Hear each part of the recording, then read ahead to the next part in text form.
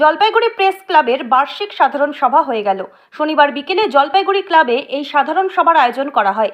Press ক্লাবের বিভিন্ন প্রান্তের সদস্যরা এদিন বার্ষিক সাধারণ সভায় উপস্থিত ছিলেন। সবার শুরুতে সম্পাদকীয় প্রতিবেদনে সম্প্রতি কাশ্মীরের পহেলগাঁওয়ে ঘটে যাওয়া ঘটনার জন্য নিন্দা প্রকাশ করা হয়। পাশাপাশি অপারেশন সিন্দুরের জন্য দেশবাসীকে ধন্যবাদ জানানো হয়। এরপর 2024 থেকে 2025 সালের হিসাব পেশ করা হয়।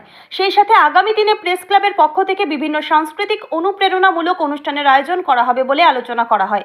সবশেষে 17 জনের একটি কার্যকরী কমিটি গঠন করা হয়। সম্পাদক মনোনীত হয়েছেন শান্তনু কর এবং সভাপতি মনোনীত হয়েছেন পিনাক প্রিয় ভট্টাচার্য। আমাদের 22তম বার্ষিক সাধারণ সভা ছিল। জলপাইগুড়ি প্রেস ক্লাব প্রতি বছর বার্ষিক সাধারণ সভা করে মূলত সারা বছরে যে সাংবাদিকদের সাথে বিভিন্ন রকমের চিন্তাভাবনা থাকে, কর্মপদ্ধতি থাকে এবং সামাজিক কাজ থাকে, শুধু খবর নয়, খবরের পাশাপাশি একাধিক সামাজিক দায়িত্ব পালন করতে হয় সাংবাদিকদের।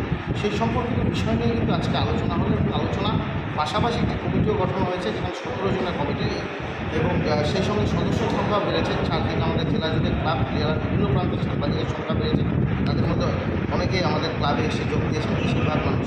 তারপরে সদস্য সংখ্যাও বেড়েছে, কার্যনির্বাহী কমিটির সংখ্যাও বেড়েছে এবং এই বছর থেকে আমরা একটা ডিসিশন নিয়েছি যে দ্বিবার্ষিক সাধারণ সভা হবে, অর্থাৎ বছরে 2 বছর পর একবার করে সাধারণ সভা হবে। তবে আমরা কিন্তু বিভিন্ন অনুষ্ঠানের মাধ্যমে সহকর্মীদের সাথে বছরে একবার করে যেমন মিলিত হওয়া, পাশাপাশি সরস্বতী পূজার সময় একবার করে মিলিত হয় এবং পাশাপাশি সাংবাদিকদের যে সকল সমস্যাগুলো রয়েছে এবং কর্মক্ষেত্রে যে সকল সমস্যার মধ্যে পড়তে হয় সাংবাদিকদের, সেই সমস্ত বিষয় নিয়েও আলোচনা হয়েছে এবং সব মিলিয়ে আগামী বছরগুলোতে কীভাবে কাজ করতে হবে, কর্মপদ্ধতি কী হবে এবং সামাজিক দায়িত্ব কীভাবে পালন হবে, সব বিষয় নিয়ে আলোচনা হচ্ছে আজকে বার্ষিক সাধারণ সভা। আজকে কতজনের কমিটি হলো? আজকে 17 জনের কমিটি তৈরি হয়েছে। এই 17 জনের কমিটি মূলত বাকি যারা সদস্য রয়েছে 70 জনের উপরে সাংবাদিক, চিত্র সাংবাদিক রয়েছেন আমাদের প্রেস ক্লাবে। সকলে মিলেই একটি কমিটি তৈরি হয়েছে। বিশেষ করে কার্যনির্বাহী কমিটিতে 17 জন সদস্য রয়েছে।